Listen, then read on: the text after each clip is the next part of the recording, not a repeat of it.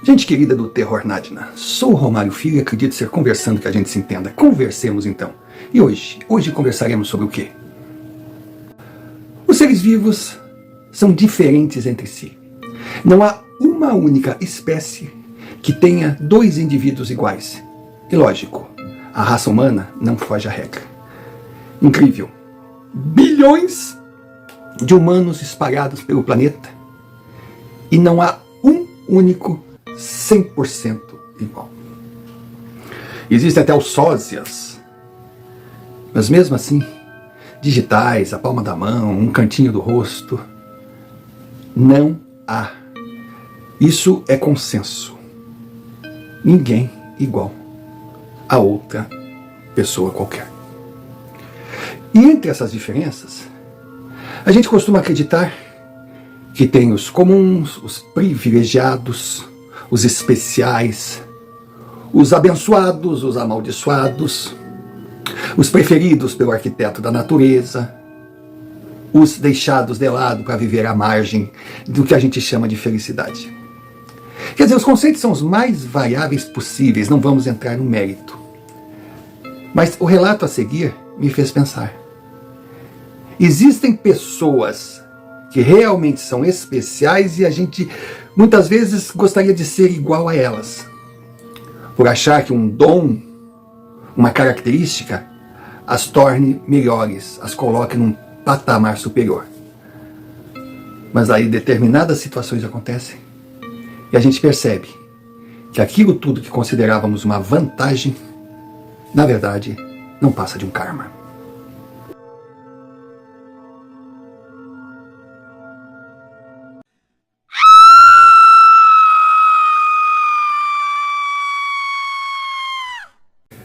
Senhor Romário, meu nome é Adriana.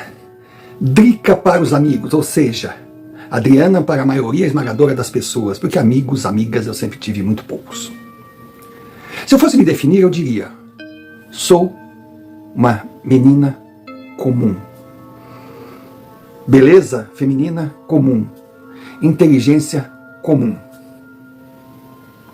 Enfim, perspicácia comum. Comum. Sabe o que é? Para uma criança, para uma menininha, mesmo na fase do sonho dourado, do castelo, da torre, descobrir que está mais para um dragão do que para uma princesa, e se aparecesse um príncipe num cavalo branco, seria para destruí-la, não para salvá-la? Claro que muito desse modo de pensar era exagero, hoje eu sei.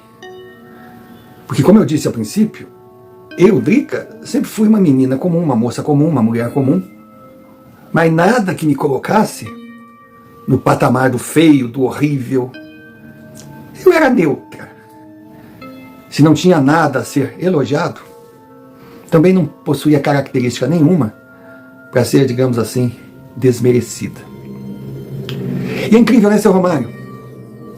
Como eu disse desde o início, eu sempre fui uma menina de poucas amigas. Mas a minha melhor amiga, desde sempre, aquela pessoinha maravilhosa que me abraçou, que cuidou de mim, que trabalhou minha autoconfiança, que me ensinou a me arrumar, me tornar um pouquinho mais atraente, que me ajudou na escola por ter uma inteligência incrível e eu tinha dificuldades de acompanhar a turma, ela estava ali.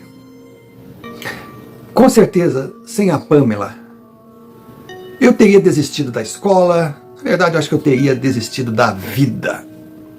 Não tomar uma atitude drástica, mas simplesmente vegetar, por acreditar que nada que eu fizesse iria ser o suficiente para eu melhorar. Pamela, Drica, Drica e Pamela. Muitos diziam que era a dupla perfeita, cisne e patinho feio. Eu me sentia tão bem do lado dela, nós éramos tão amigas, eu confiava tanto nela, eu tinha uma segurança quando ela estava comigo, que aprendi a não me importar com aquelas críticas, aquelas piadas, aquelas zombarias, que até então me machucavam, pois Pamela me ensinou. Você é o que acredita ser. A opinião dos outros nada interessa. E se você começar a dar atenção no que os outros dizem que você é, você acabará sendo. Pamela me tornou maior.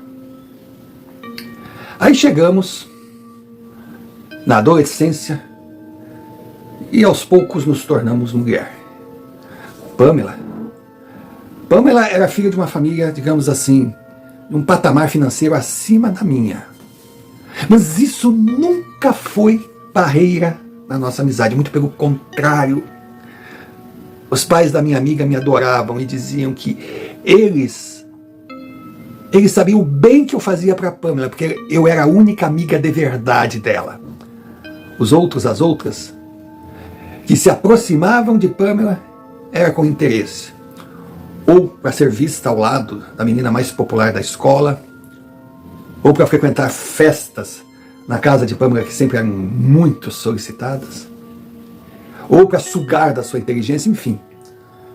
Mas eu não. E honestamente, eu dava razão para eles, porque eu não tinha interesse nenhum, a não ser a amizade daquela menina. Agora, na família, eu tinha um interesse sim.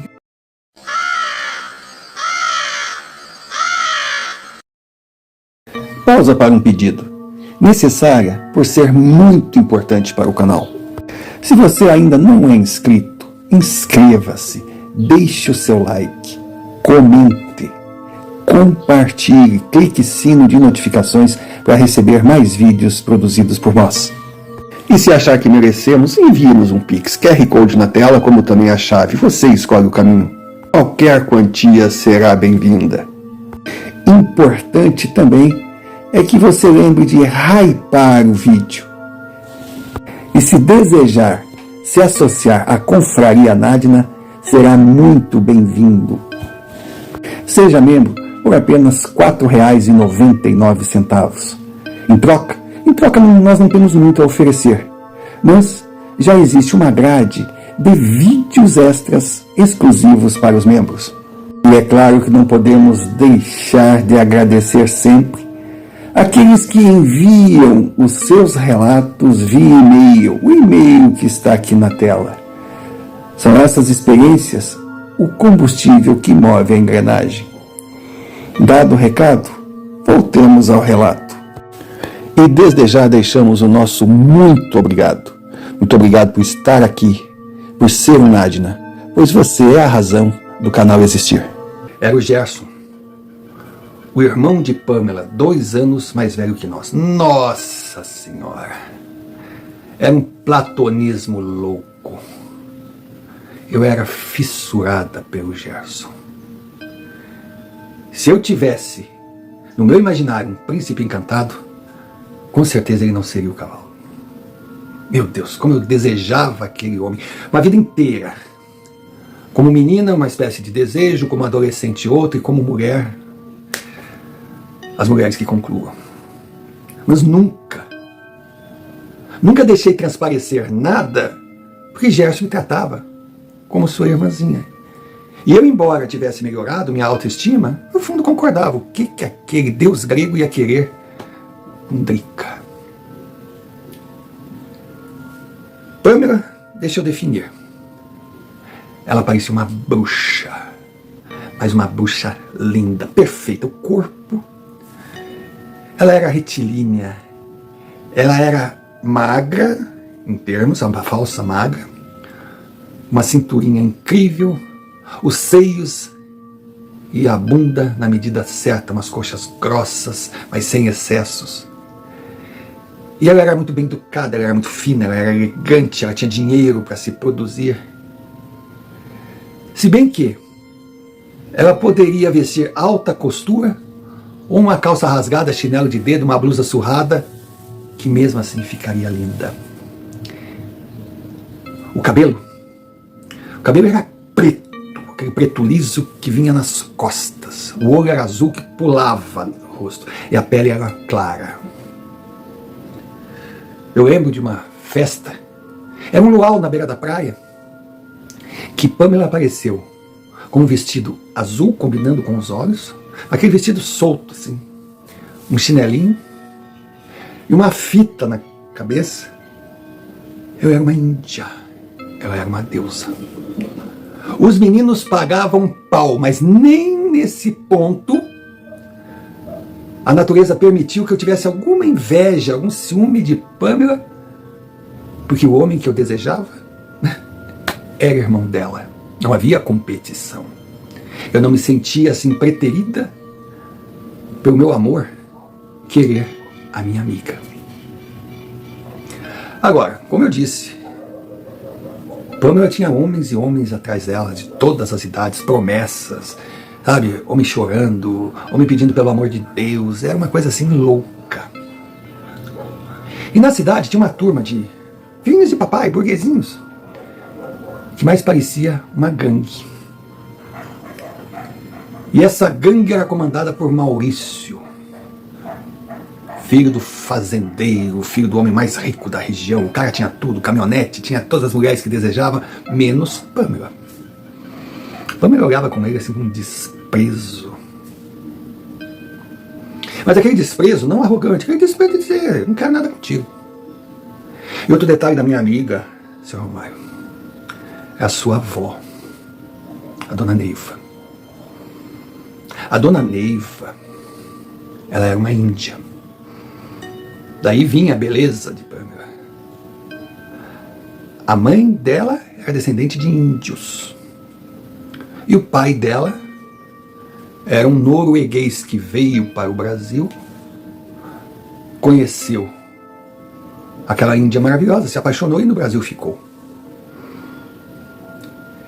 E Pamela, de vez em quando, nós conversando, ela me falava certas verdades, certos conceitos tão maravilhosos que eu perguntava, onde você aprendeu isso?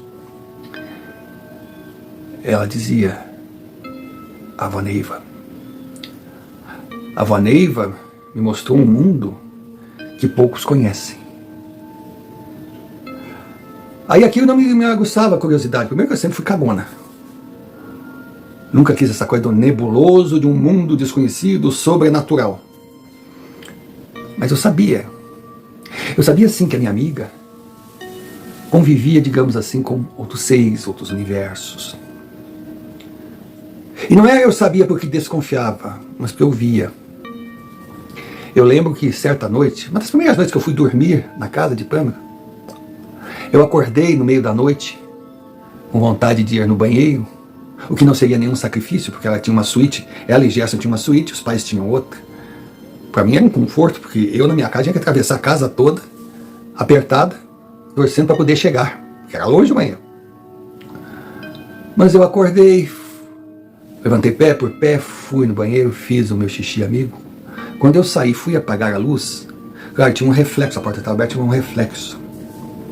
Seu Romário, eu vi Pamela dormindo igual um anjo e cercada por criaturas que zelavam pelo seu sono. Criaturas que a protegiam. E ao mesmo tempo, eu vi uma sombra perturbadora, uma coisa gigantesca, horrenda, tentando se aproximar dela, tentando ultrapassar a barreira de luz, sem conseguir. Aí eu estava estagnada de medo e de repente aquela sombra olhou para mim. Aí eu pensei, fudeu, eu não tenho proteção nenhuma. Seu Romário, aquela criatura horrenda chegou perto de mim assim. Eu não sei definir, não era um corpo, não era matéria, era uma sombra. Mas eu senti o hálito dela. Ela fez assim, olhou e simplesmente saiu, me deixou em paz. E quando ela saiu, que eu olhei em direção à Pamela, aquelas, sabe, presenças brancas, lindas, que representavam paz, amor, segurança, estavam olhando para mim. A sensação que eu tinha é que elas me protegeram da ameaça. Mas ali eu não pensei só porque eu sou amiga da Pamela, não. Sabe, dava a entender pelo olhar delas que elas me protegiam porque eu era uma pessoa boa. Engraçado, eu fui, não deixei me abalar, deitei feliz pensando, comum, mas bondosa. Foi a primeira vez na minha vida que eu me senti assim, importante, se é o que eu posso dizer. Bom, senhor Romário, nós estávamos no 2º ano do ensino médio. A gente já sabia que no ano seguinte, nossa amizade iria sofrer uma separação, porque cada uma teria que seguir o seu destino. Ela, com certeza, iria para a melhor universidade do país. E eu não sabia nem o que eu faria do meu futuro. Aí teve uma festa, tinha muitas festas, a juventude, né? Na casa da Aninha, que também era uma menina muito legal, fazia parte da turma das populares. Mas era daquele grupo assim que bajulava demais Pâmela para se mostrar que eram amigas. Na festa estavam todos. Estava Gerson com seus amigos e Maurício com seus comparsas. O que Gerson tinha de educado, de elegante, de fino, ficava na dele, conversava com as meninas, Maurício tinha de pavão. Ele era o dono, ele falava alto, eles eram... Eu até perguntei para Ana, por que tu convidou? Ela disse, é meu irmão quer andar com eles, eu fui obrigado, eu não gosto deles também. Mas, tudo bem. Estava uma noite linda, E eu estava dormindo na casa de Pâmela, que era no bairro elegante da cidade, próxima à casa de Ana. Aí Pâmela chegou para mim e disse, Drick, eu acho que essa festa está muito chata, o que tu acha da gente ir embora? Eu digo, maravilhosa, porque eu também estava achando muito chato. Talvez por razões diferentes, talvez porque Pâmela estava sendo assim aborrecida de tantos caras que ela não se interessava dando em cima dela, e eu porque estava à margem que ninguém olhava para mim. Mas vamos embora. Eu disse, você vai avisar a Gerson? Não precisa, a gente vai caminhando. E fomos. Fomos, senhor Romário. E como eu lhe disse, nós andando pelas ruas, muito bonitas, muito bem cuidadas, mansões, uma de cada lado, aquela coisa toda, mas deserta. Já era ali, uma alta da madrugada. E eu via aquelas criaturas lindas nos acompanhando. Senhor Romário, a gente vinha conversando, amenidades, quando de repente parou um carro. Ele veio, devagarinho, nós olhamos, era Maurício. Ele simplesmente disse, nossa, hoje é noite de banquete. Temos o prato gourmet, até um aperitivo para preparar o estômago. Sabe, eu gelei. Eu não queria ser aperitivo para marginal. E é claro que eu não me considerei o prato gourmet, mas eu percebi que a gente estava em risco. Pâmela olhou para mim, não para, acelera. Vamos tentar chegar ali na casa da esquina da tia Amélia. Qualquer coisa que eles insistirem, a gente entra e pede socorro. Só que não deu tempo, senhor. Eles atravessaram o carro e desceram. Eles estavam entre 3. Um me segurou. Falou assim, cala a boca, feinha. Ai, a vontade que me deu foi de dar um chute no saco daquele filho da puta e dizer que feinho era a mãe dele. Mas eu não tinha, ele era muito forte, todos eles eram muito grandes. Aí Maurício chegou perto de Pâmela e disse, você se acha melhor que eu, né? Mas agora eu vou fazer você mudar de ideia, você vai provar um homem de verdade. E amanhã estará pedindo pelo amor de Deus que eu repita a dose.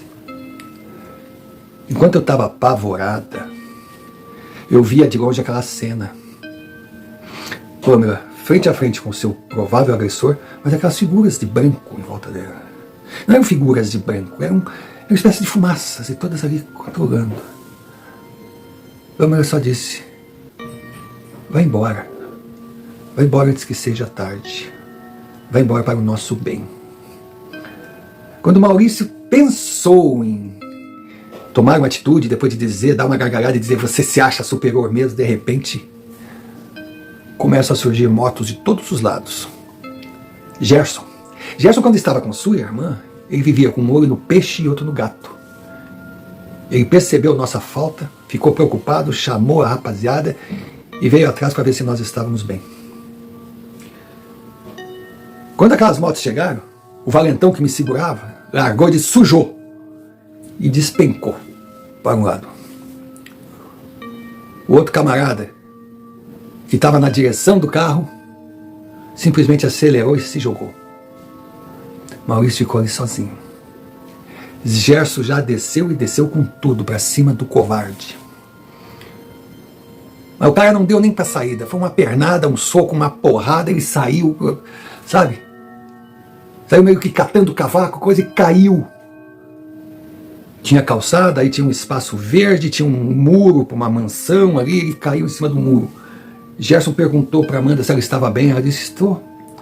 Quando ele foi para cima de Maurício, Maurício de forma covarde puxou e deu-lhe 2 tiros. Meu Deus, eu dei um grito. Os companheiros de Maurício ficaram sem saber o que fazer.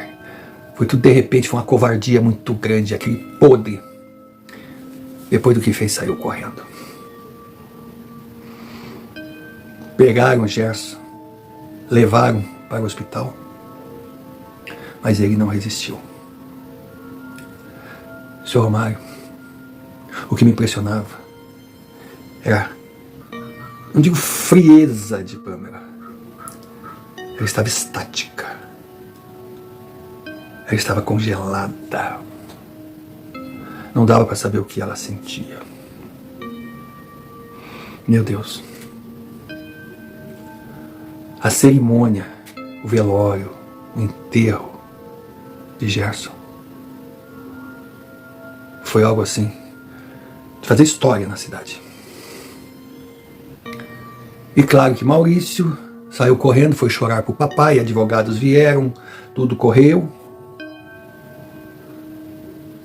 Atestaram defesa própria, covardia, porque ele estava sozinho entre vários. E a coisa foi arquivada. Mas óbvio, Maurício, o playboyzinho, não poderia mais ficar na cidade. Pelo menos até quando o ódio, o luto, a indignação da população no geral não fossem amenizados. A vida continuou, seu Romário. Pamela seguiu sua rotina. Nós continuamos amigas. As notas maravilhosas, sempre bem vestida. Mas o brilho naqueles olhos azuis sumiram. Ela já não conversava tanto, ela já não era tão espontânea. Ela carregava uma dor. Ela carregava um sentimento que às vezes me assustava. E o impressionante, aquelas luzes que a protegiam, eu não enxergava mais. Uma única vez eu perguntei: Pamela, como você está? Ela simplesmente disse: eu estou resignada. Se assim aconteceu, é porque foi o desejo de forças maiores. Eu só aguardo a justiça. E ela virá. Eu desejo justiça. E com certeza meu desejo será realizado. E eu estou pronta para pagar o preço. Senhor Romário, exatos 2 meses passaram, quando veio a notícia. Maurício, talvez por arrogância, talvez por se sentir superior, talvez por se sentir seguro, protegido, resolveu sair da caverna que se escondeu e voltou para a cidade para visitar os seus pais. Só que ele foi visto. Foi visto e numa dessas saídas dele, sei lá para onde ele ia, tarde da noite, para não ser visto, ele foi encurralado por uma dezena de amigos de Maurício e foi simplesmente linchado. Foi horrível. Diz que ele pedia pelo amor de Deus que não fizessem nada com ele, que ele dava dinheiro, que o pai dele era poderoso, que isso e que aquilo, gritando e sendo torturado, gritando, sendo torturado. De repente a arrogância se foi, aí ele começou a chorar, ele sujou as calças, enfim. Quando eu soube, eu fui falar com Pamela, ela simplesmente sorriu e disse: aqui se faz, aqui se paga. A justiça fez a sua parte. Senhor Romário, depois do ocorrido, Pamela voltou a ser quase a mesma pessoa, mais leve, descontraída, relaxada. Só que ao seu lado não tinha mais aqueles seres de luz. Parecia que ela andava de mãos dadas com aquele monstro que eu vi na escuridão. Pois é, Sr. Romário. Ação, reação, justiça, injustiça são conceitos complicados. Eu não vou entrar no mérito aqui. Eu só sei que a minha amiga Pamela começou a definhar, começou a perder peso, perder cor, começou a ficar pálida, aquele seu cabelo que parecia seda virou um arame, ela parecia envelhecer, algo sugava a sua energia e eu sabia o que era e não podia dizer. Eu estava desesperada. Minha amiga estava morrendo, ia para médicos. Ninguém descobria. Mas ela, apesar de tudo o que acontecia, ela aceitava passivamente. Eu parecia que ia enlouquecer, vendo aquela nuvem negra levando a minha amiga. Eu estava no hospital com ela. Eu lembro até hoje, vendo aquela figura horrenda no canto da suíte. Pamela deitada, barriga para cima, dormindo, cheia de drenos, de soros. Aquela figura no canto da parede olhava para mim com indiferença. E eu olhava para ela sem saber o que eu sentia. Quando de repente aquela figura fez uma coisa assim, uma reação, eu meio que me assustei e ela sumiu. Ela sumiu e Pamela, quando aquilo saiu do quarto, deu uma mexida. Eu pensei em chamar pela campainha as enfermeiras, quando a porta se abriu. Senhor Mário, entrou aquela índia linda, jovem, com uma aura impressionante, uma roupa colorida. Olhou para mim e simplesmente falou: obrigado pelo amor sincero que você dedicou à minha neta. Só que agora a sua missão está cumprida. Você nada pode fazer. Ninguém pode fazer nada.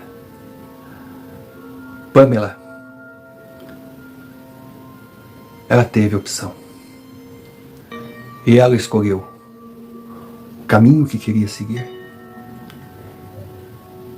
E com quem gostaria de andar, buscando nessa companhia a ajuda para realizar os seus desejos. É o livre-arbítrio. Vá para casa, menina. Porque Pamela está partindo.